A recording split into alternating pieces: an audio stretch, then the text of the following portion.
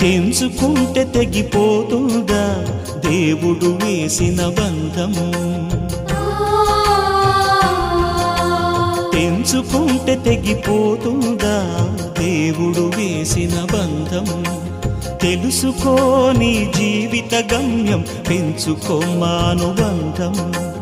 7 అడుగులు నడిచిన వాడే 7 జన్మలు తోడుంటాడు.